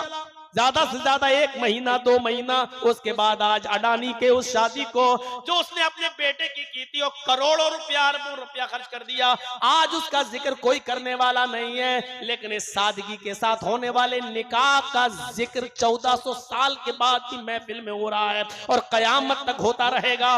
मेरे भाइयों, अल्लाह के रसूल सल्लल्लाहु अलैहि वसल्लम की इताअत करो। और अल्लाह ताला ने फरमाया, अल्लाह के नबी ने फरमाया, मन अतानी दखलल जन्नह, जो मेरी इताअत करेगा वो जन्नत में दाखिल होगा। व मन आसानी फकत दबा, और जिसने मेरी नाफरमानी की उसने मेरा इनकार कर दिया। मेरे भाइयों, यहां से हमें और आपको सोचना पड़ेगा कि अल्लाह ताला ने क्या मकाम दिया। रसूल की इताअत को दुखूल जन्नत का जरिया बना दिया, सबब बना दिया। रसूल की इताअत करोगे तो जन्नत में दाखिल होगे, यानी जन्नत का दाखिला हमें तभी मिलेगा जब हम रसूल की इताअत करेंगे। दुनिया में कितने पैगंबर आए? 1 लाख, 1.25 लाख, 1.5 लाख, 1,24,000 जो कही जाती है, कोई फिक्स गिनती नहीं बताई गई हदीस में, और जिसमें बताई गई वो हदीस सही नहीं है। मेरे भाइयों, जरा हम अंदाजा लगाएं, इतने नबियों में ये मकाम और ये मर्तबा सिर्फ मोहम्मद रसूलुल्लाह सल्लल्लाहु अलैहि वसल्लम को मिला कि अल्लाह ताला ने अपने पास बुलाया और मेराज की दौलत से माला माल किया, आसमानों की सैर कराई। मोहम्मद रसूलुल्लाह से पहले किसी ने भी आसमानों की सैर नहीं की। कुरान पढ़िए, सुब्हानल्लज़ी असरा बिअब्दिही लैलम मिनल मस्जिदिल हराम इलल मस्जिदिल अक़सा, सुब्हानल्लज़ी असरा बिअब्दिही लैलम मिनल मस्जिदिल हराम इलल मस्जिदिल अक़सा। बाबरकत है वो जात जो ले गई अपने बंदे मोहम्मद रसूलुल्लाह सल्लल्लाहु अलैहि वसल्लम को रातों ही रात मस्जिद हराम से बैतुल मक़दिस तक। कितनी बड़ी सआदत। और फिर बैतुल मक़दिस से आप ने 7 आसमानों का सफर किया, जन्नत देखी, जहन्नम देखी, और वहां से फिर रिटर्न वापस भी आ गए। यहाँ आप देखिए कितना बड़ा मकाम अल्लाह तबारक व तआला ने दिया है।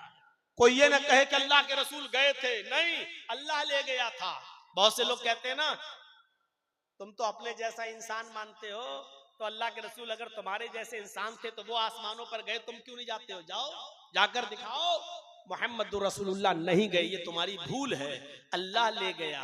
कुरान का अल्फाज पढ़िए, सुब्हानल्लज़ी असरा बिअब्दिही, बाबरकत है वो जात जो ले गई अपने बंदे को।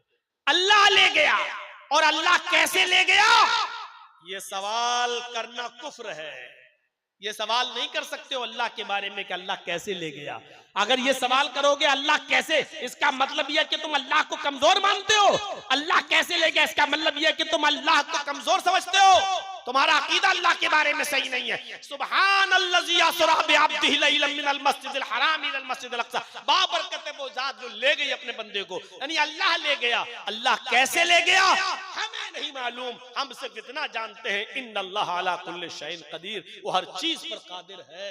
वो मोहम्मद रसूलुल्लाह को ले जाने पर भी कादिर है। जब बैतुल मक़दिस पहुंचे, मकाम देखो, हजरत जिब्राइल अलैहिस्सलातु वस्सलाम ने वुजू करवाया। अल्लाह के नबी बैतुल मक़दिस में पहुंचकर वुजू कर रहे हैं। आपकी नजर पड़ी, तमाम पैगंबर बैठे हुए, सफे लगाए हुए। आपने पूछा ये कौन है? जिब्राइल अलैहिस्सलाम ने कहा ये अंबिया किराम है, ये सारे पैगंबर हैं। अल्लाह रब्बुल आलमीन ने इनको दुनिया में बैतुल मक़दिस में भेज दिया है। अल्लाह के नबी सल्लल्लाहु अलैहि वसल्लम ने जब वुजू बनाया तो जिब्रील ने हाथ पकड़ा और हाथ पकड़कर मुसल्ला इमामत पे खड़ा कर दिया। आपने फरमाया जिब्रील मुझे यहाँ कहाँ खड़ा कर रहे हो? फरमाया मैंने आपको मुसल्ला इमामत पे खड़ा कर दिया है। अल्लाह के नबी ने पूछा जिब्रील मुझे क्या करना है? कहा आपको नमाज पढ़ाना है। कहा इनको क्या करना है? मेरे पीछे जो ये तमाम सफे लगाए बैठे हुए हैं इनको क्या करना है? जवाब दिया आए मोहम्मद सल्लल्लाहु अलैहि वसल्लम इनको आपके पीछे नमाज पढ़ना है। अल्लाह के नबी खड़े हो गए और आपने इमामत की और तमाम नबियों ने आपके पीछे नमाज पढ़ी। सारे पैगंबरों ने मोहम्मद रसूलुल्लाह सल्लल्लाहु अलैहि वसल्लम के पीछे नमाज पढ़ी। आपने बैतुल मक़दिस में 2 रकात नमाज पढ़ाई। सारे पैगंबरों ने आपके पीछे 2 रकात नमाज अदा की।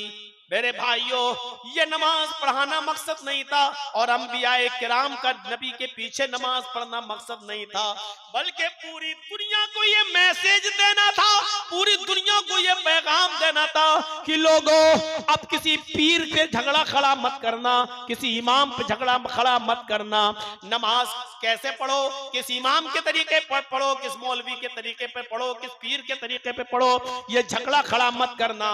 हमने तुम्हें वो इमाम दिया है जो सारे पैगंबरों का इमाम है। हमने तुम्हें वो नबी दिया है जो सारे अंबिया का इमाम है और जिसके पीछे सारे पैगंबरों ने नमाज पढ़ ली। जब सारे नबी जिसकी इक्तिदा में नमाज पढ़ सकते हैं तो उस नबी को तुम अपना नबी क्यों नहीं मान सकते हो? जब सारे नबियों ने और रसूलों ने उसको अपना नबी मान लिया, अपना इमाम मान लिया है, तो फिर तुम्हें भी उनको अपना इमाम मानना होगा। अब इमामत में झगड़े खड़े मत करना। तुम्हारा सबसे बड़ा इमाम इमाम कायनात मोहम्मद रसूलुल्लाह सल्लल्लाहु अलैहि वसल्लम है। मेराज की रात ये मैसेज दिया गया, ये पैगाम दिया गया, कोई तुम्हारा बुजुर्ग नहीं है, बुजुर्ग मोहम्मद रसूलुल्लाह है। तुम्हारा कोई इमाम नहीं है, इमाम मोहम्मद रसूलुल्लाह सल्लल्लाहु अलैहि वसल्लम है। ये मैसेज, ये पैगाम दिया गया मेराज की रात। सुब्हानल्लज़ी असरा बिअब्दी लैलन मिनल मस्जिदिल हराम इलल मस्जिदिल अक़सा। अंदाजा लगा सकते हैं आप? गौर करेंगे आप? ये मकाम मिला है मोहम्मद रसूलुल्लाह सल्लल्लाहु अलैहि वसल्लम को, और एक मकाम ये मिला मेरे भाइयों कि अल्लाह ताला ने सारी कायनात के लिए, पूरी दुनिया के लिए मोहम्मद रसूलुल्लाह को रसूल बनाया। इससे पहले जितने भी नबी से पहले जितने भी नबी आए वो पूरी कायनात के लिए नहीं आए, सिर्फ अपनी कौम के लिए या अपने कबीले के लिए आए।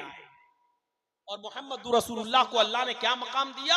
सारी कायनात के लिए।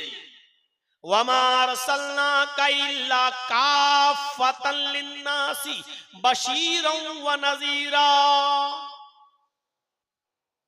वमा अरसलनाका इल्ला काफ़तन लिन्नासी बशीरन व नज़ीरा।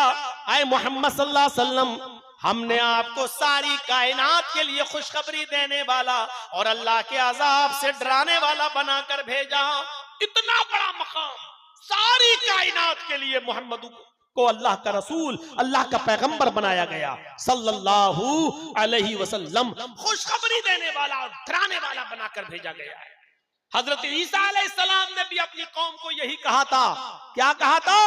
वइज़ क़ाल ईसा इब्न मरियम या बनी इस्राईल इन्नी रसूलुल्लाहि इलैकुम मुसद्दिक़न लिमा बैना यदैया मिनत-तौरात व मुबश्शिरन बिरसूलिन याती मिन बाद इस्मुहु अहमद। ईसा अलैहिस्सलाम ने कहा, मेरी कौम के लोगों, आए इस्राइल के बेटो, आए बनी इस्राइल, मैं तुम्हारी तरफ अल्लाह का रसूल बनाकर भेजा गया हूं, सिर्फ बनी इस्राइल के लिए। या बनी इस्राइल इन्नी रसूलुल्लाहि इलैकुम, मैं तुम्हारी तरफ अल्लाह का रसूल बनाकर भेजा गया हूं, सिर्फ अपनी कौम के लिए।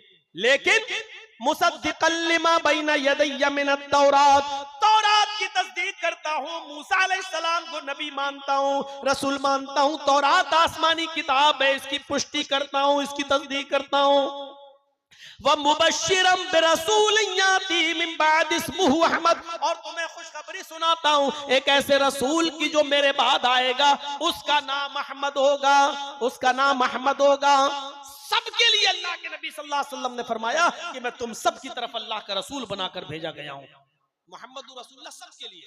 अल्लाह के नबी सल्लल्लाहु अलैहि वसल्लम ने फरमाया कि 5 चीजें ऐसी हैं जो मुझे दी गई, मुझसे पहले किसी नबी को नहीं दी गई। उतीतु खम्सन लम युतहुन्ना अहदुन क़ब्ली, मुस्लिम शरीफ की हदीस के अल्फाज हैं। अल्लाह के नबी सल्लल्लाहु अलैहि वसल्लम ने फरमाया 5 ऐसी चीजें जो मुझे अता हुई हैं, मुझसे पहले ये 5 चीजों में से कोई चीज किसी नबी को नहीं दी गई। क्या है वो 5 चीजें? 5 चीजों पर गौर करिए। पहली चीज तो यही है कि सबके लिए अल्लाह के रसूल, कान कुल्लु नबिय्यिन युबासु इला कौमी खासतन व बुइस्तु इला कुल्लि अहमरा व अस्वद। अल्लाह के नबी फरमाते हैं पहली चीज क्या है कि अल्लाह ने जितने भी नबी दुनिया में भेजे वो अपनी कौम के लिए, खास अपनी कौम के लिए भेजे। इला कौमी खासतन, वो सिर्फ अपनी खास कौम के लिए आए। वबुइस्तु इला कुल्ली अहमरा व अस्वद, लेकिन मैं हर सुर्ख व सयाह के लिए आया। यानी मुझे अल्लाह ताला ने सबके लिए, सारी कायनात के लिए, हर काले गोरे के लिए, हर सुर्ख व सयाह के लिए मुझे रसूल बनाकर भेजा। पहली खुसूसियत क्या है कि मुझे सबका रसूल बनाकर भेजा गया है। एक, ये 5 चीजें जो बता रहा हूं किसी को भी खड़ा करके पूछ सकता हूं, ताकि पता चले कि इस रात के 2:45 बजे कौन गौर से सुन रहा है, कौन नहीं सुन रहा है। ये 5 चीजें याद रखना। पहली चीज बता दी सबके लिए, हर नबी आया अपनी कौम के लिए, मोहम्मद रसूलुल्लाह आए सबके लिए, पहली चीज। दूसरी चीज पर गौर कीजिए, व उहिल्लत लियल गनाइम वलम तुहल्ल लि अहदिन क़ब्ली। दूसरी चीज, माले गनीमत को मेरे लिए हलाल किया गया। मुझसे पहले अल्लाह रब्बुल आलमीन ने माले गनीमत किसी के लिए हलाल नहीं किया था। मुझसे पहले भी जितने नबी आए, जंगें हुई, लड़ाइयां हुई, और जो जंगों में माल लूटा जाता था, जो छोड़ के लोग भागते थे, वो किसी के लिए हलाल नहीं था। लेकिन अल्लाह रब्बुल आलमीन ने मेरे लिए, मेरे सहाबा के लिए जो जंगें लड़ रहे हैं उनके लिए माले गनीमत को हलाल करार दिया है। उहिल्लत लियल गनाइमु, हमारे लिए माले गनीमत को अल्लाह ने हलाल किया है। कितने लोग जो जंगों में लड़ते थे और भागते थे, माल छोड़कर, बीवी छोड़ के, बच्चे छोड़ के, इन सबको ले लिया जाता था, और जो औरतें पकड़ी जाती थी उनको लौंडी बना लिया जाता था। मेरे भाइयों, माले गनीमत को हलाल किया गया। तो पहली चीज अल्लाह के रसूल सबके लिए, आपकी बेअसत सबके लिए। दूसरी चीज, माले गनीमत की हिल्लत जो नबी अकरम से पहले किसी और नबी के लिए जायज नहीं था। तीसरी चीज पर गौर करो, वजुइलत लियल अर्जु तय्यबन व तहूरन व मस्जिदन अय्युमा रजुलिन दरकतहु सलातु सल्ला हैसु कान। तीसरी चीज अल्लाह के नबी सल्लल्लाहु अलैहि वसल्लम फरमाते हैं कि अल्लाह रब्बुल आलमीन ने मेरे लिए पूरी रुए जमीन पाक बना दी है, वो तहूरन, और पाकी हासिल करने की चीज भी बना दी है, वो मस्जिदन, और मस्जिद बना दी है। मुझसे पहले जितने भी पैगंबर इस दुनिया में आए वो सिर्फ अपनी इबादत गाहों में नमाज पढ़ सकते थे, कहीं और नहीं, लेकिन अल्लाह ने मेरे लिए सारी जमीन पाक कर दी है। बल्कि पाकी भी हासिल की जा सकती है तहूरन। मसलन पानी नहीं मिल रहा वुजू के लिए, तो पाक मिट्टी पर हाथ मारो, फूको, तयम्मुम करो, चेहरे पे फेरो, दाया बाया हाथ एक दूसरे पर, तयम्मुम हो गया, आप नमाज पढ़ सकते हो।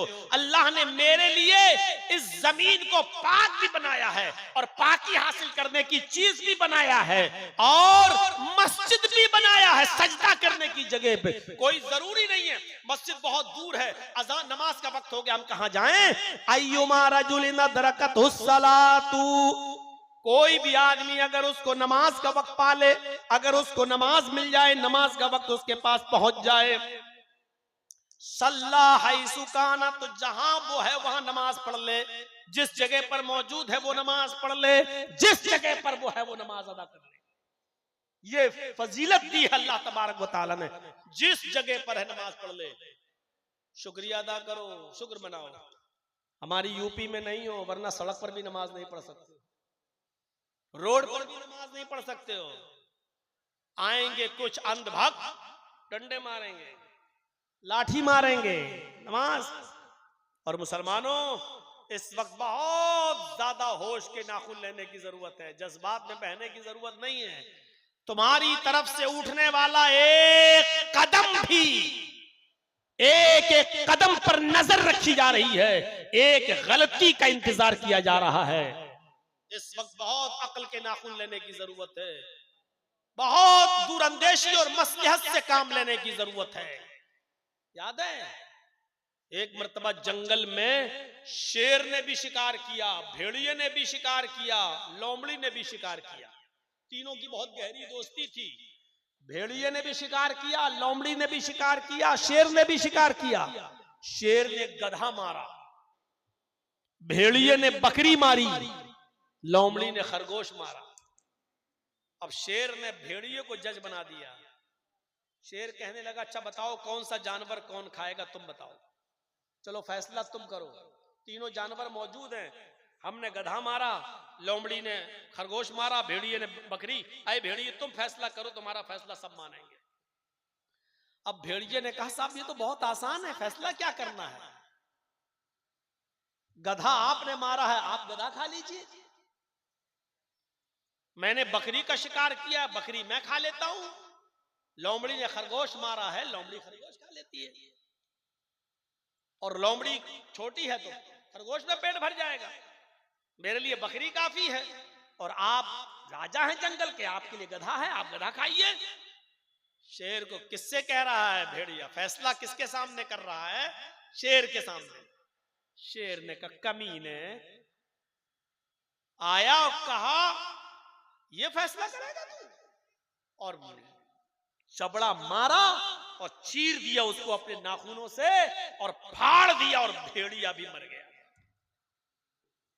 डले साहब लंबे लंबे। लोमड़ी से कहा, कमीना फैसला करना जानता नहीं, कैसा फैसला किया, तुम करो फैसला।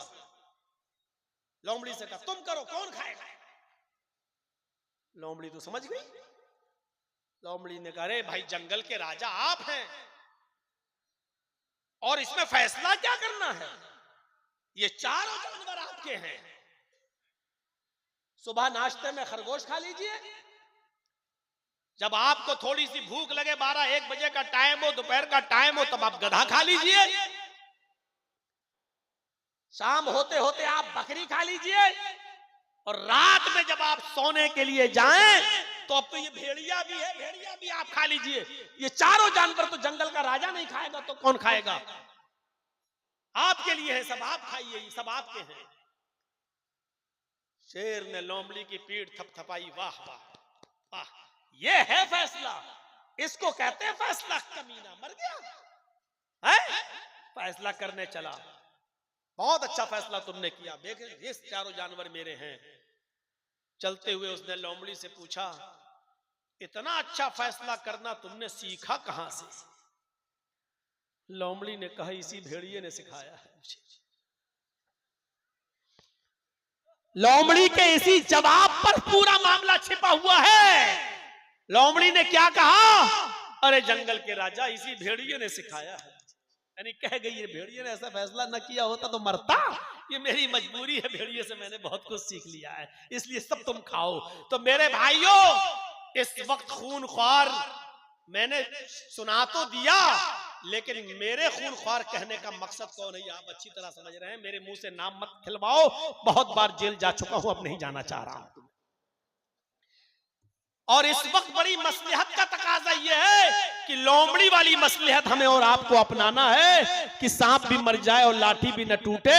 मेरे भाइयों, ये मसलहत का तकाजा है, वरना हाल वो होगा कि आप अपने दिफा में भी कुछ नहीं कह सकते। जैसे एक घाट पर शेर और बकरी दोनों पानी पी रहे थे, और बकरी की तरफ से, शेर की तरफ से बहता हुआ पानी बकरी की तरफ जा रहा था। एक तालाब था और शेर जहां पानी पी रहा, वहां से बहता हुआ पानी बकरी की तरफ आ रहा है। शेर भी पानी पी रहा, बकरी भी पानी पी रही है। पानी पीने के बाद शेर ने कहा, ए बकरी, तूने मेरा पानी झूठा क्यों कर दिया? तूने मेरा पानी झूठा क्यों किया? बकरी कहने लगी, बादशाह सलामत, जंगल के राजा, मैंने आपका पानी कहाँ झूठा किया है? पानी तो आपकी तरफ से बहता हुआ आ रहा था, आपका झूठा पानी मैं पी रही थी। आप जहां पानी में मुंह मार रहे थे, वहां से बहता हुआ पानी मेरे पास आया, मैं तो आपका झूठा पानी पी रही थी। हमने पानी को झूठा कहाँ किया है? पानी तो आप झूठा कर रहे थे और आपका वो पानी मैं पी रही थी, मैंने पानी झूठा नहीं किया। शेर ने कहा, कमबख्त मुंह चलाती है, जवाब दे रही है मुझे, उठा। और उसने बकरी को फाड़ दिया और खा गया। यानी बकरी अपनी दिफा में बोली थी, और बकरी की बात सही थी कि आपका पानी झूठा था, वो मैं पी रही थी। तो मेरे भाइयों, इस वक्त उसी कंडीशन में आप बैठे हुए हैं कि आप अपने दिफा में सही बात भी नहीं बोल सकते हो, सही जुमला भी नहीं कह सकते हो। इस वक्त बहुत ही ज्यादा अक्ल के नाखून लेने की जरूरत है, और बहुत ही ज्यादा दूरअंदेशी और मसलहत से काम लेने की जरूरत है, जज्बात की राह में बहने की जरूरत नहीं। इसलिए वो तरीका अपनाइए जो लोमड़ी ने अपनाया, सांप भी मर जाए और लाठी भी न टूटे। मैं आपको बुज़दिल नहीं बना रहा हूं, मैं देख चुका हूं, मुझे हालात मालूम है। जो लोग चाहते हैं कि जर्जी साहब ये बोले वो बोले और जो सुनना है, मैंने देखा कि जब जर्जी साहब 4 और 5 महीने के लिए जेल में जाते हैं तो कितने लोग आते हैं और कितने लोग साथ देते हैं और कितने लोगों की हमदर्दियां रहती हैं। ये सारे तजर्बे मुझे अच्छी तरीके से हो चुके हैं। इसलिए याद रखिए, आपकी मुसीबत में आपके कोई काम नहीं आएगा, आपकी परेशानियों में आपके कोई काम नहीं आएगा। ये लड़ाई आप सबको मिलकर तो लड़ना है, लेकिन मसलहत के साथ कि सांप भी मर जाए और लाठी भी न टूटे। तो 3 चीजें ये हो गई थी। 5 चीजों में से एक तो नबी सबके लिए, दूसरा माले गनीमत हमारे लिए हलाल, मुझसे पहले किसी के लिए नहीं, और तीसरी जमीन, रूए जमीन पूरी हमारे लिए पाक कर दी गई, जहां भी नमाज का वक्त हो वहां पढ़ लो। किसी और नबी को ये चीज हासिल नहीं थी। सबको अपनी मस्जिद में, इबादत गाह में नमाज पढ़ना पड़ती थी, मस्जिद पर या घर में नमाज पढ़ना जायज नहीं था।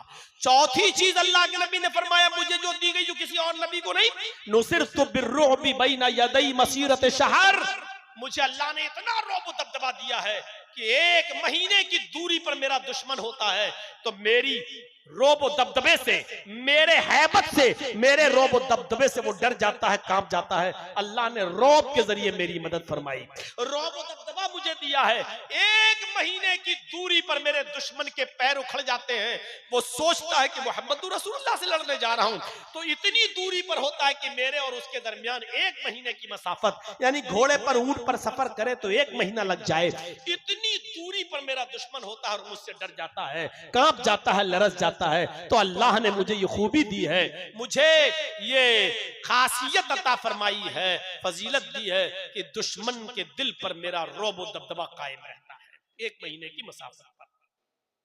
और 5वीं चीज अल्लाह के नबी ने फरमाई, ओतीतु शफाअह, अल्लाह ने मुझे शफाअत अता फरमाई। शफाअत कुबरा, किसी और नबी को शफाअत हासिल नहीं है।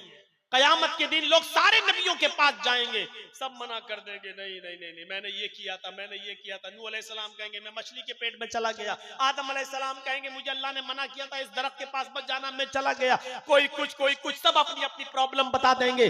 सब लोग अल्लाह के रसूल के पास आएंगे, अल्लाह के नबी से फरमाएंगे हमारी सिफारिश कर दीजिए अल्लाह से, आप अल्लाह के बुरगजीदा पैगंबर हैं, आप अल्लाह के नबी हैं, अल्लाह के पैगंबर। तब अल्लाह के नबी सल्लल्लाहु अलैहि वसल्लम फरमाते हैं, मैं सजदे में चला जाऊंगा और अल्लाह की हम्दो सना बयान करूंगा। जितनी अल्लाह रब्बुल आलमीन चाहेगा मैं अल्लाह की हम्दो सना बयान करूंगा। फिर आसमान से आवाज आएगी, अल्लाह फरमाएगा इरफा रासक सल तोता वशफी तुशफ़ा। आए मोहम्मद सल्लल्लाहु अलैहि वसल्लम अपना सर उठाइए। आए अल्लाह के नबी जनाब मोहम्मद रसूलुल्लाह सल्लल्लाहु अलैहि वसल्लम आप अपना सर उठाइए। सल मांगिए, तोता जो मांगेंगे आप दिया जाएगा। वशफी तुशफ़ा सिफारिश कीजिए, आप सिफारिश भी आपकी कबूल की जाएगी। जब अल्लाह के नबी सल्लल्लाहु अलैहि वसल्लम को ये हुक्म होगा कि अपना सर उठाओ, तब अल्लाह के नबी सल्लल्लाहु अलैहि वसल्लम अपना सर उठाएंगे। अल्लाह फरमाएगा सल मांगो, तोता जो मांगोगे दिया जाएगा। हालांकि अल्लाह को मालूम है कि क्या मांगना है मेरे नबी को, लेकिन फिर भी कह रहा है मांगो, जो मांगोगे दिया जाएगा। अल्लाह को अच्छा लगता है कि कोई बंदा उससे मांगे। अच्छा एक बात बताओ, हम लोग गए नमाज पढ़ी और दुआ मांगना चाह रहे हैं, क्या अल्लाह को नहीं मालूम कि हम क्या मांगेंगे? अल्लाह को तो मालूम है, लेकिन फिर भी कह रहा है उदऊनी अस्तजिब लकुम, मुझसे मांगो मैं तुम्हें दूंगा। क्यों? अल्लाह को तो मालूम है कि मेरा बंदा क्या मांगेगा, फिर भी कह रहा मांगो, क्योंकि उसको अच्छा लगता है कि मेरा बंदा मेरे सामने मुझसे पुकारे, मुझसे मांगे। माँ को मालूम है बच्चा भूखा है, लेकिन जब रोता है तब माँ उसको दूध पिलाती है, तब दूध पिलाती है, क्योंकि बच्चे के रोने से माँ को मोहब्बत बढ़ती है कि अब बच्चा दूध मांग रहा है। माँ से बड़ा डॉक्टर कोई पैदा नहीं होता है, माँ से बड़ा डॉक्टर कोई पैदा नहीं हुआ है। माँ बच्चे के रोने से पता लगा लेती है कि बच्चा दर्द की वजह से रो रहा है या भूख की वजह से रो रहा है। माँ से बड़ा कोई डॉक्टर नहीं है। मैंने कैसी औलादों को देखा है मेरे भाइयों, अपनी माँ पर डांटते हुए कहते हैं, अपनी बीवी की बात मानते हुए। माँ ने पूछा बेटा क्या? अरे तू जा यार, तू क्यों आ गई बीच में? तू नहीं समझेगी, हमारे बीच में तू नहीं समझेगी। अरे जा, अरे जा डुगरिया, जा बुढ़ी है। अरे अम्मा जाओ, तुम नहीं समझोगी क्या है? उस माँ से कहते हो तुम नहीं समझोगी।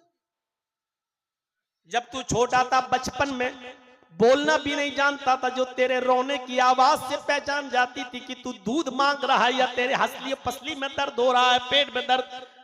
आज तू उस माँ से कह रहा है कि तू नहीं समझेगी, तुझसे बड़ा बेगैरत कौन होगा?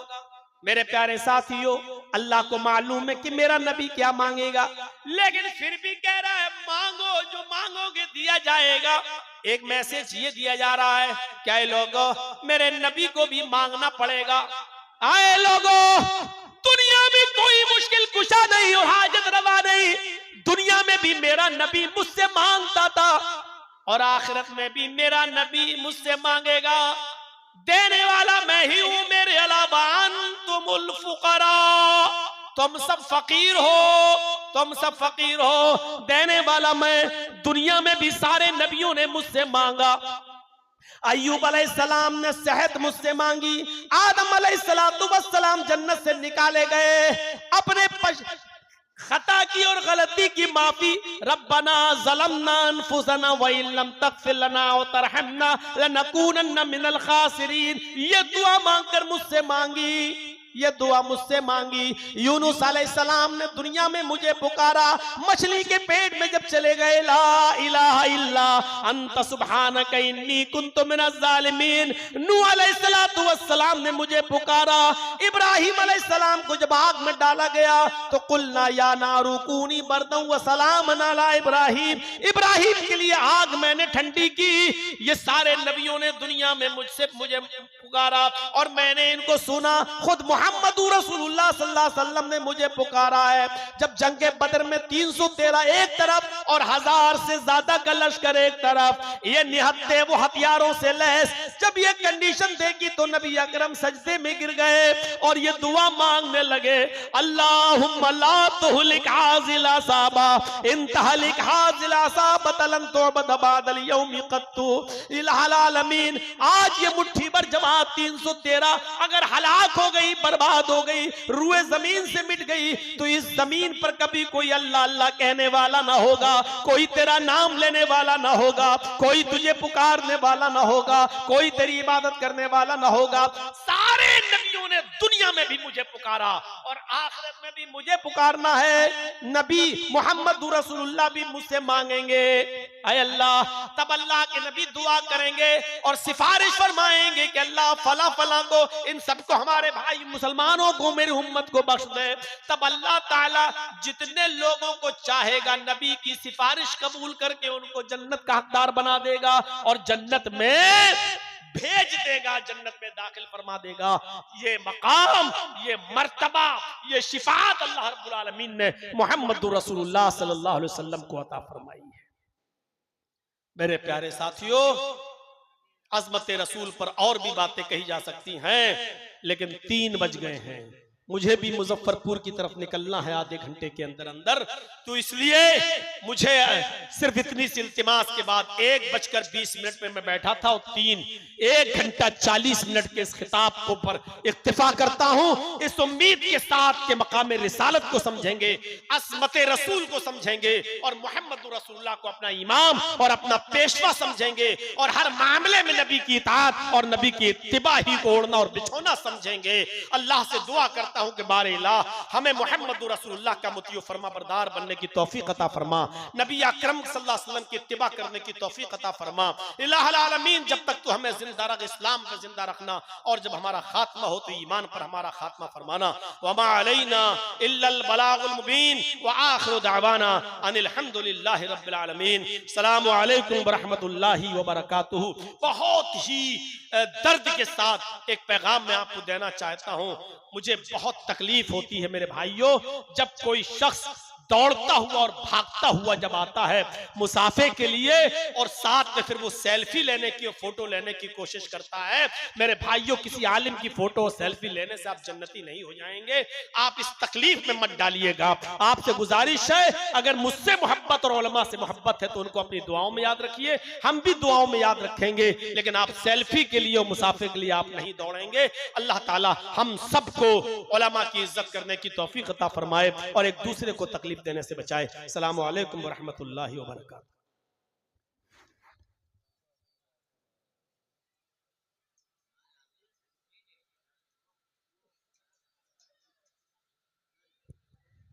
अल्हम्दुलिल्लाह, जज़ाकल्लाह।